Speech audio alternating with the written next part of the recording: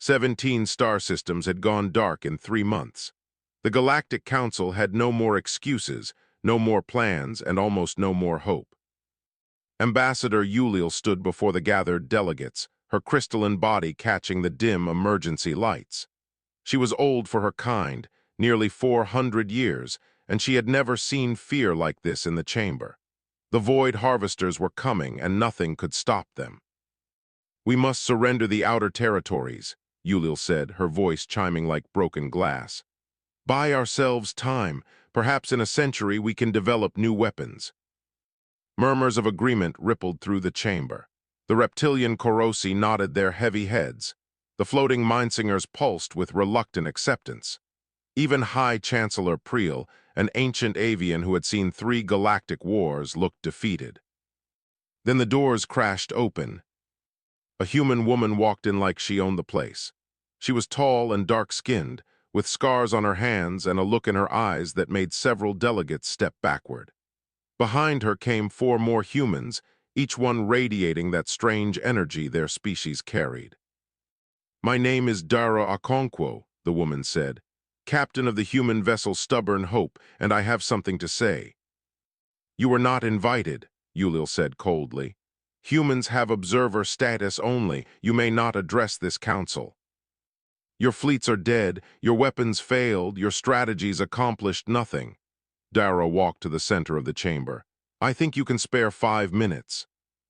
Chancellor Priel raised a feathered hand. "Let her speak. What harm can it do now?" Dara nodded at him. She had heard he was different from the others, that he had argued for human membership when everyone else refused. "The Void Harvesters are machines," Dara began. "They analyze, they predict, they adapt. Every fleet you sent against them followed logical patterns. They saw you coming before you arrived." "We are aware of this," a Korosi general growled. "What is your point?" "My point is that you have never sent humans against them." Silence, then laughter. It started with the Mindsingers, a psychic ripple of amusement, and spread through the chamber. Even Ulil's crystalline form vibrated with something like mockery. "Humans," she said, "your species has been spacefaring for barely 200 years. You have 12 ships. 12. We lost 12,000. You lost 12,000 ships crewed by species who evolved on paradise worlds," Dara said. She did not raise her voice. She did not need to.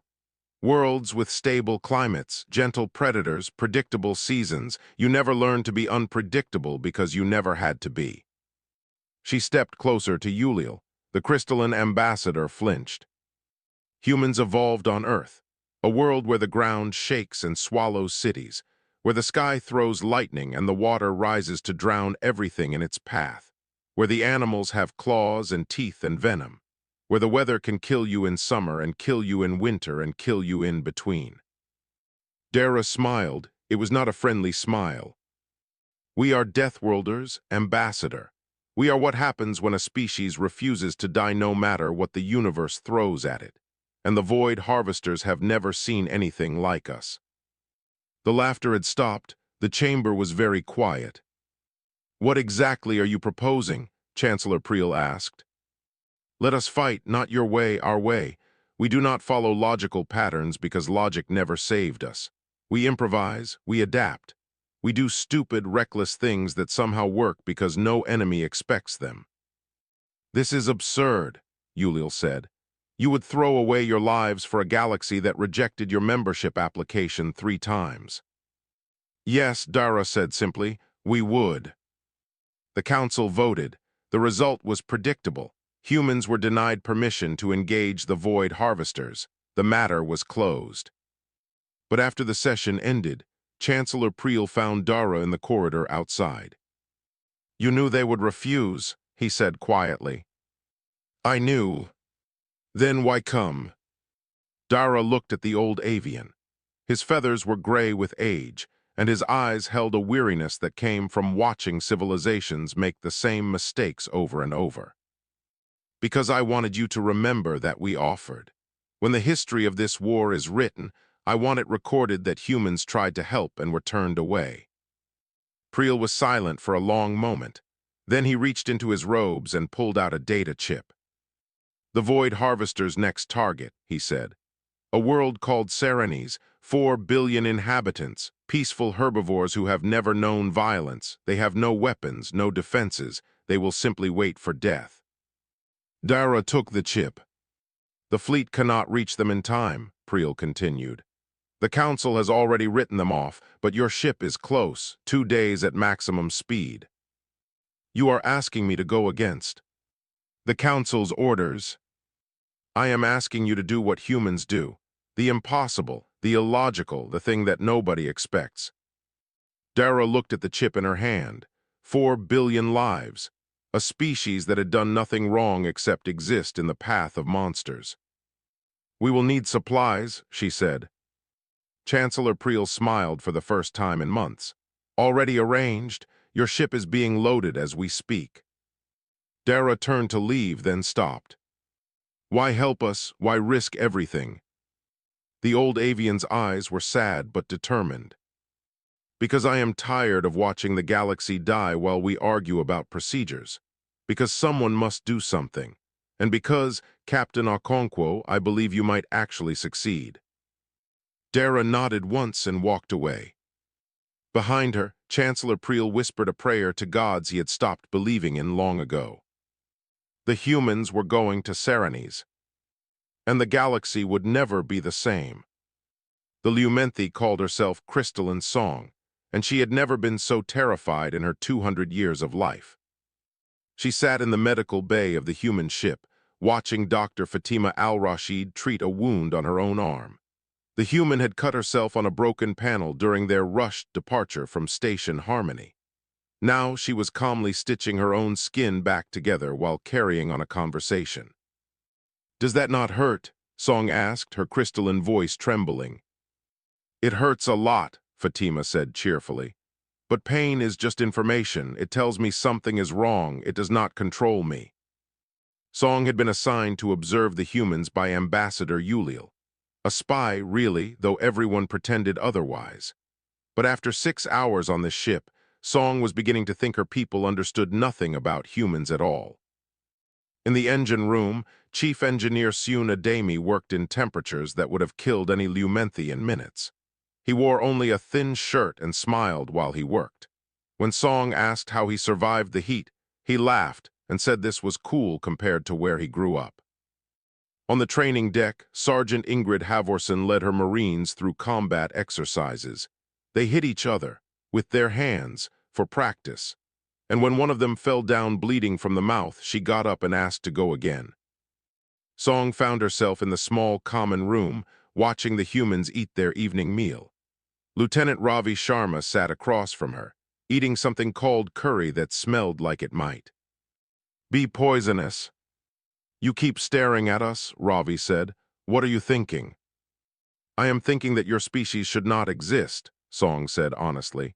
"Everything about you is wrong. You are too strong. You heal too fast. You tolerate conditions that would kill any other sentient being. How?" Ravi considered the question while chewing. "Earth was not kind to us," he said. "For most of our history, everything was trying to kill us. The weather, the animals, the diseases, sometimes each other. We learned to survive because the alternative was extinction." "But why are you so aggressive? You fight for enjoyment, you seek out danger. This is not logical." Captain Dara Okonkwo entered the room and sat down with her own meal. "May I tell you a story?" she asked Song. The Lumenthi nodded nervously. "When I was 9 years old, there was an accident at the mine where my mother worked. The tunnel collapsed. 17 people were trapped underground, including her." Dara's voice was calm, almost casual. "The company said rescue was impossible. The tunnel was too unstable. They wrote off the survivors and began planning memorial services." "That is reasonable," Song said, "if the risk was too great." "The families disagreed. We dug by hand. Volunteers came from everywhere. People who had no connection to the miners who gained nothing from helping. They dug anyway, for 6 days, in heat that made strong men collapse, through aftershocks that could have buried us all." Dara smiled. "We reached them on the 6th day. 11 survivors, including my mother. The experts said it was impossible. We did it anyway. Song was quiet for a long moment. Why, she finally asked. Why risk so many lives for so few? Because that is what humans do, Ravi said. We are not logical, we know that, but we would rather die trying to save someone than live knowing we did not try. The galaxy thinks we are monsters, Dara added. They see our strength, our aggression, our tolerance for violence. They do not see why we developed these things. We did not evolve to conquer. We evolved to protect. Every instinct that makes us dangerous is an instinct that kept our families alive. Song thought about the Sereni, 4 billion peaceful beings who had never raised a hand in violence, who were about to die because they had no one to protect them. You are going to Serenis to protect strangers, she said slowly. Strangers who rejected your species, who called you primitive, who refused to help you when you needed help. Yes, Dara said. Why? The captain leaned forward. Because someone should have helped us. When we were struggling on Earth, when we were dying by the millions to diseases and disasters and wars, no one came. No ancient species descended from the stars to save us. We survived alone. Her eyes were hard but not cruel. I will not let another species feel that abandonment, not if I can prevent it, not ever. The ship shuddered as it dropped out of faster-than-light travel. Through the common room window, Song could see a blue-green world growing larger. Serenes, and hanging in orbit above it, 3 massive shapes that looked like metal nightmares. The Void Harvesters had arrived first. Alarms began to sound throughout the ship. The humans moved without panic, each one going to their station with practiced efficiency. Ravi stood and looked at Song. You should go to the escape pod bay. If things go badly, the pods will launch automatically. What about you? Ravi smiled. It was a strange smile, full of fear and determination mixed together. We are going to do something stupid and reckless. Hopefully it works. He left. Song sat alone in the common room, watching through the window as the human ship turned toward the 3 massive harvester vessels. 1 small ship against 3 giants. It was impossible, it was illogical, it was suicide. She was beginning to understand that those words meant nothing to humans. Soft Wind had never seen anything die before. The young Sereni stood at the window of the community shelter, watching the sky burn. She was only 12 cycles old, barely tall enough to reach the glass, and her 4 arms trembled as she pressed against it. The metal monsters had come from nowhere. First there was peace, then there was fire. Her parents had carried her to the shelter along with hundreds of others, and now they all waited. For what, no one knew. The Sereni had no weapons, they had no soldiers, they had never needed them. Elder Bloom stood at the center of the shelter, trying to keep everyone calm. He was the oldest Sereni in their village, nearly 200 cycles, and his fur had gone white with age. But even his wisdom could not help them now. Ships are coming down, someone whispered. More metal monsters. Soft Wind looked up. Small shapes were falling from the sky, landing in the fields outside. The village, the machines were coming to finish what they started. Then something strange happened. One of the falling shapes was different. It was rough and ugly, scarred with damage, trailing smoke. It crashed into the ground near the village edge, plowing through a field of grain before stopping. The door opened. Humans came out. Soft Wind had never seen a human before, but she had heard stories. Dangerous creatures from a poison world, violent and unpredictable. The other species avoided them. There were only 8 of them, moving quickly across the field toward the village. They carried weapons and wore heavy armor. One of them, a pale female with yellow hair, was shouting orders. Perimeter around the shelter, move. The harvester drones arrived seconds later. Metal creatures the size of ground vehicles with cutting arms and burning weapons. They swarmed toward the village like insects. The humans opened fire. Soft Wind had never heard sounds like that. Thunder and lightning and screaming metal all mixed together. The humans did not hide. They did not run. They stood in the open and shot at the machines while the machines shot back. One human fell, then another, but the others kept fighting. A drone broke through the line and headed straight for the shelter. Soft Wind could see its cutting arms spinning, ready to tear through the walls. She closed her eyes and waited for death. The death never came. She opened her eyes to see a human standing between her and the drone, the yellow-haired female.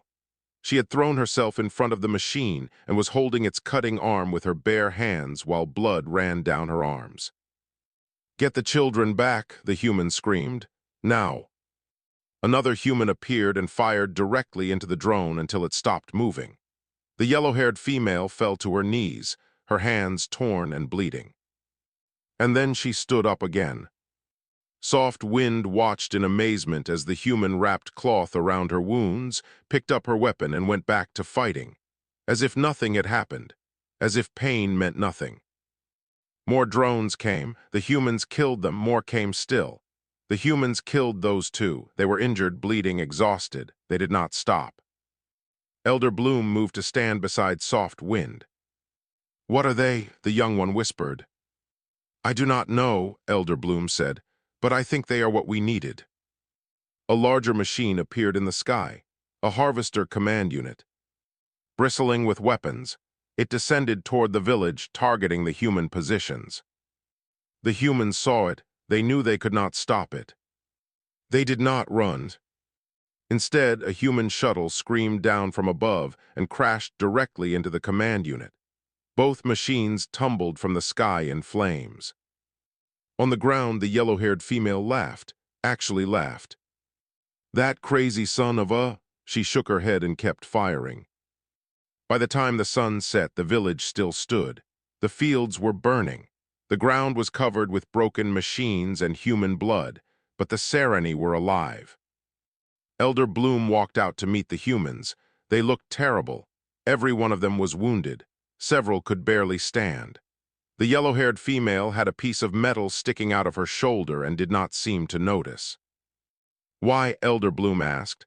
"Why would you do this for us? Your kind owes us nothing. We rejected you." The female smiled. Her name was Ingrid, he would learn later. "You did not reject us," she said. "Your politicians did. You are not your politicians. You are just people who needed help. But you are dying. Your friends are dying for strangers." Ingrid looked back at her wounded team, at the wreckage of the shuttle that had sacrificed itself to save them, at the blood soaking into the soil of a world she had never seen before today.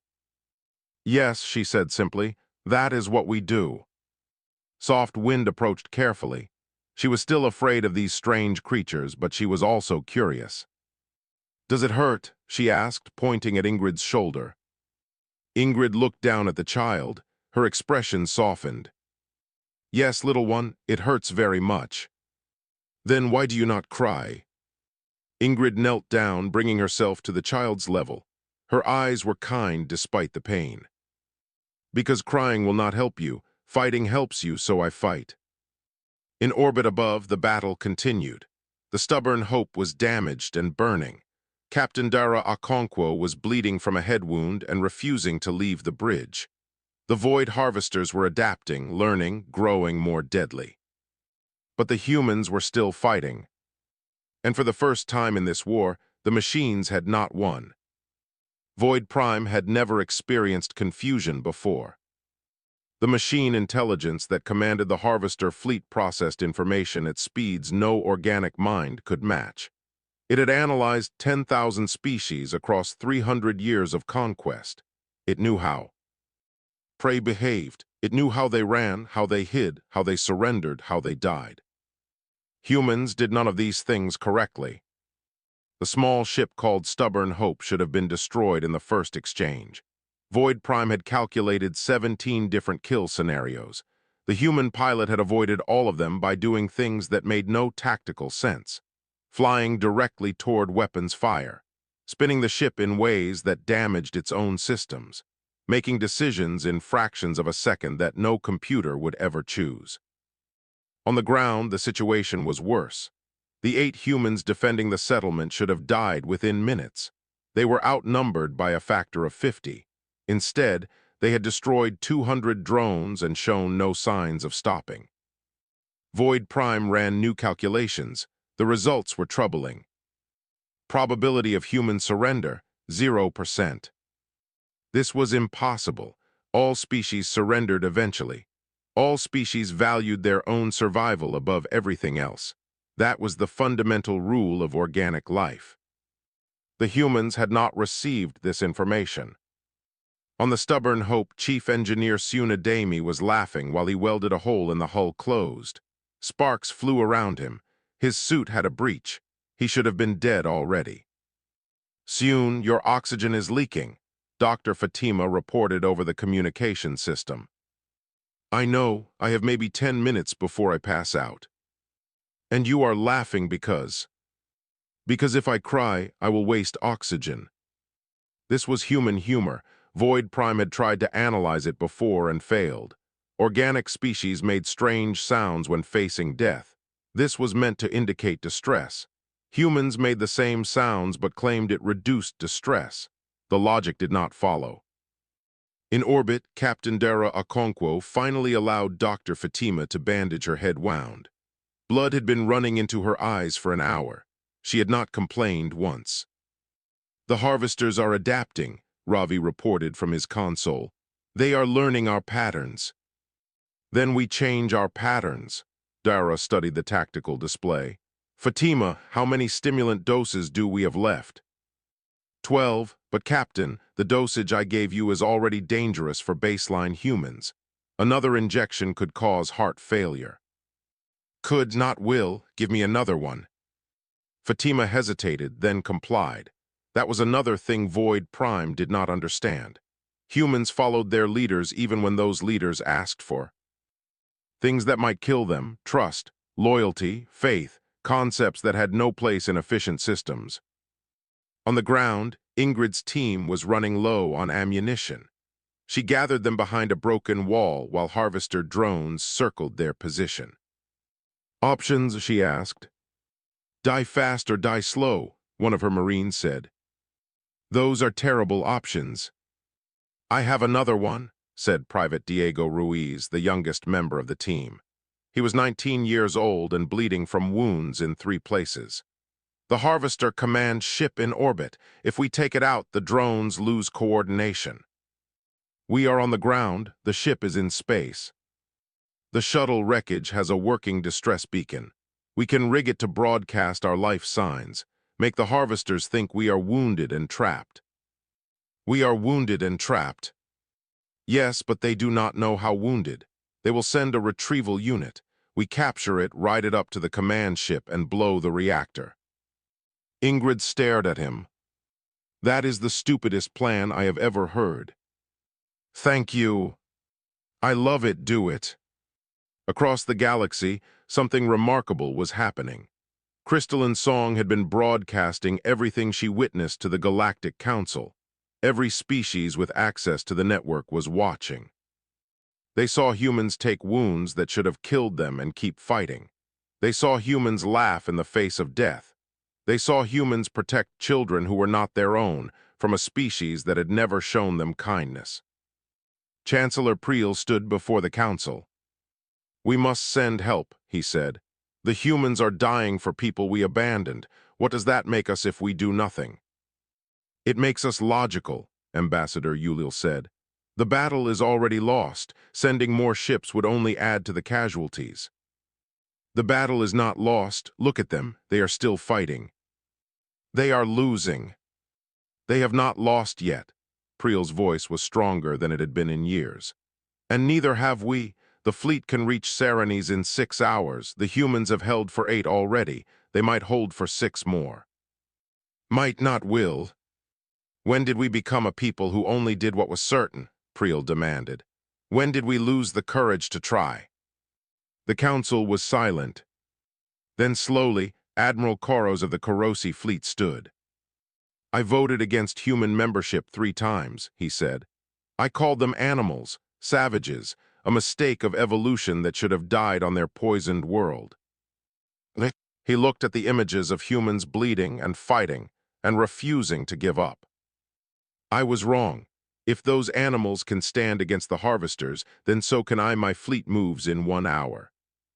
One by one, other commanders stood. The Mindsingers, the crystalline Lumenthi, species that had never agreed on anything, agreed on this. The galaxy was going to war. And on Serenes, Lieutenant Ravi Sharma was climbing into the wreckage of a harvester retrieval unit with nothing but a plasma cutter and a bomb. He knew he would probably die. He was smiling anyway. The inside of a void harvester smelled like burning metal and something Ravi could not name. Something wrong. Something that made his human instincts scream to run. He did not run. The retrieval unit had carried him through the harvester's outer defenses exactly as Diego predicted. The machines never suspected that wounded prey might choose to enter the monster instead of escaping it. Why would anyone do such a thing? Because humans were not anyone, humans were different. Ravi crawled through maintenance tunnels that were never designed for organic life. The heat was intense. The air was thin. His suit had been damaged during the rough entry, and he was losing blood from a wound in his side that he did not have time to treat.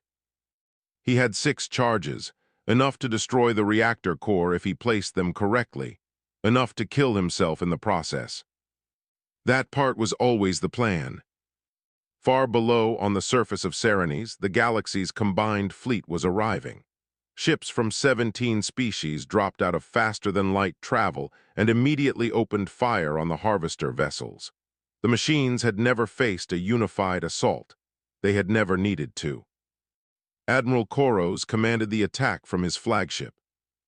"Concentrate fire on the harvester weapon systems," he ordered. "Give the humans time." The Mindsingers joined the battle in their own way. Their telepathic abilities could not harm machines, but they could link the minds of every allied pilot together. Suddenly, the fleet moved as one organism, each ship knowing exactly where the others would be. And beneath it all, the Mindsingers touched something unexpected. Human minds. The lead Mindsinger, an ancient being called Silent Wave, had touched millions of minds across hundreds of years. She thought she knew what consciousness looked like. She was wrong. Human minds were storms, fear and rage and love and hope. All tangled together in ways that should have been chaos, but somehow worked. At the center of each storm was something Silent Wave had never encountered before. Will. Pure, stubborn, unreasonable will. "They are afraid," she reported to the fleet. "More afraid than any species I have felt. They know they are probably going to die." "Then why do they keep fighting?" Admiral Koros asked. "Because they have chosen to. Fear does not control them. They acknowledge it, they feel it, and then they ignore it." "That is impossible." "Many things about humans are impossible. They do them anyway." Inside the Harvester command ship, Ravi reached the reactor core. It was enormous, pulsing with energy that could power a city for centuries. Around it, repair drones moved in constant patterns, maintaining the systems that kept the machine alive. He began placing charges. Void Prime detected him immediately. Drones converged on his position from every direction. The machine intelligence calculated that the human would be dead in 47 seconds. 30 seconds later, Ravi was still alive and had placed 4 charges. "How?" Void Prime demanded through the ship's communication system. "You are wounded. You are slow. You should be dead." "Should be," Ravi agreed, placing the 5th charge. "But I am not. You cannot survive this. The explosion will destroy everything within 200 meters. "I know." "Then why?" Ravi placed the final charge and looked up at the nearest sensor, knowing the machine was watching. "Because there are 4 billion people on that planet who will die if I do not. Because my captain is bleeding and fighting and refuses to give up.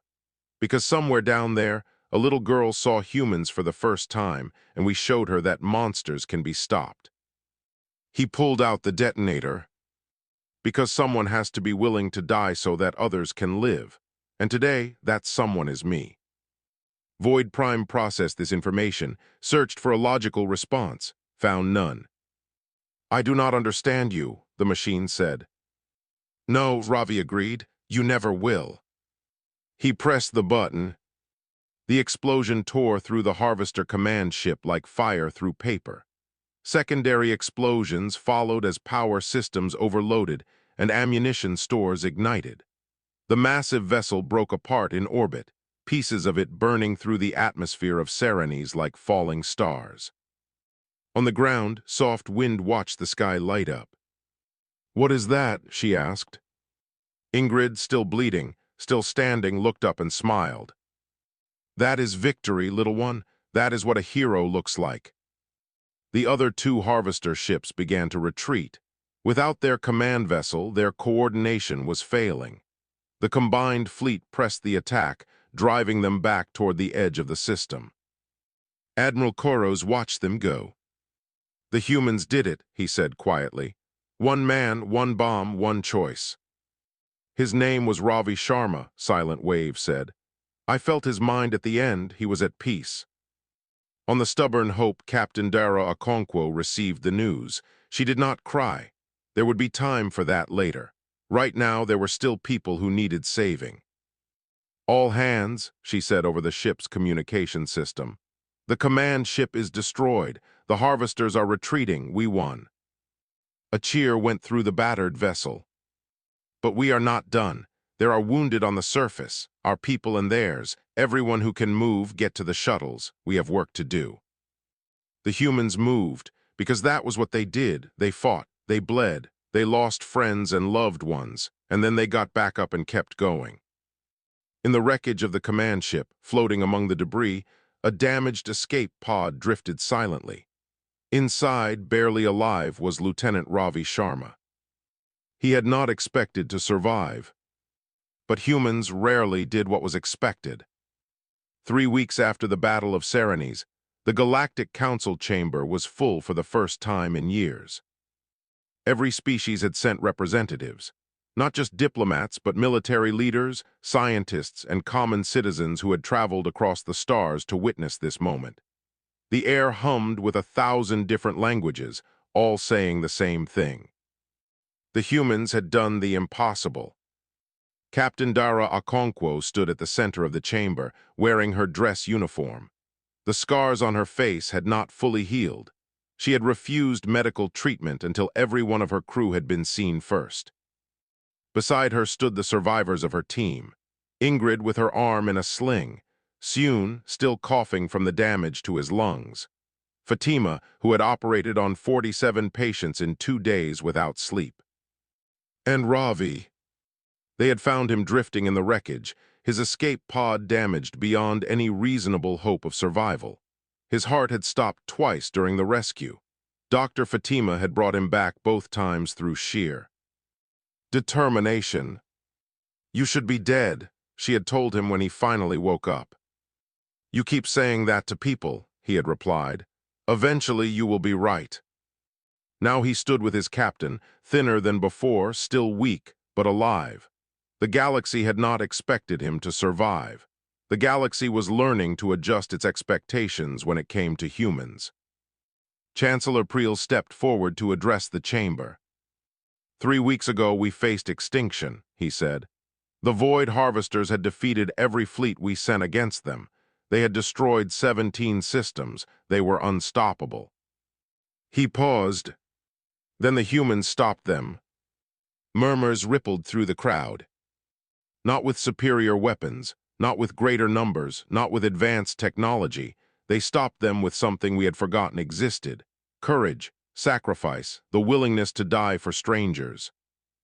Priel turned to face the humans. Humanity came to us asking for membership in the Galactic Council. We refused them 3 times. We called them primitive, dangerous, unworthy of standing beside civilized species. His voice broke slightly. We were fools. Ambassador Yuliel rose from her seat, the crystalline being who had argued against humans harder than anyone else. I opposed human membership, she said. I believed their violence made them a threat. I was wrong. She approached Dara. I watched your people bleed for mine. I watched them protect children who were not their own. I watched them laugh in the face of death and refuse to surrender even when victory seemed impossible. She bowed, something a Lumenthi ambassador had never done to another species. I apologize, not just as a diplomat, as a person who misjudged you. Dara accepted the bow with grace. We do not want apologies, she said. We want partnership. The Void Harvesters will return. They always return. When they do, we need to be ready. What do you propose? Admiral Koros asked. Joint training, combined fleets, share what we know with each other. Humans understand survival. Your species understand technologies we have never dreamed of. Together, we are stronger than alone. The vote was unanimous. For the first time in history, humans were admitted as full members of the Galactic Council. But that was not the most important thing that happened that day. After the ceremony, soft wind found Ingrid in the gardens outside the council chamber. The human sergeant was sitting alone, looking at the alien flowers. Why are you sad? Soft Wind asked. You won, everyone is celebrating. I am thinking about the ones who did not make it, Ingrid said. 2 of my Marines died on Serenes. Good people, young people. They will never see their families again. Soft Wind sat beside her. I never thanked you, the young Serene said, for saving me, for standing between me and the machine. You do not need to thank me.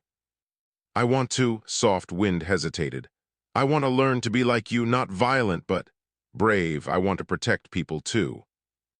Ingrid looked at the child, 12 cycles old, from a species that had never known war, asking to learn how to fight.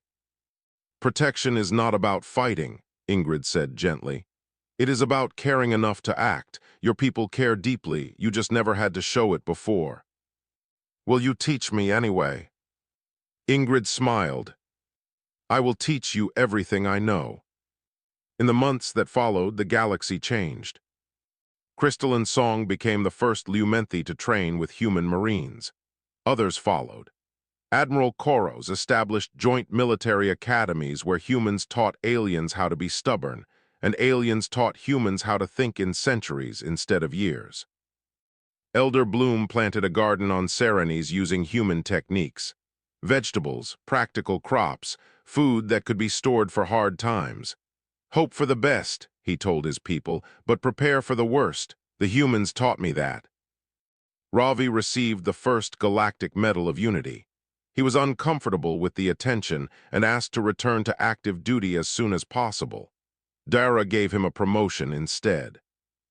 The Void Harvesters did return eventually. A larger fleet, more adaptive, more dangerous. They found a galaxy waiting for them. A galaxy that had learned from humanity. A galaxy that no longer surrendered. The war would last for generations. The losses would be terrible. But the machines never again won an easy victory. Every system they attacked, they found the same thing. People who refused to give up. People who fought for each other. People who had learned what a species from a poisoned world already knew. Survival was not given, it was earned, through blood and pain and sacrifice and love. The humans had taught the galaxy what it meant to be alive. And the galaxy would never forget.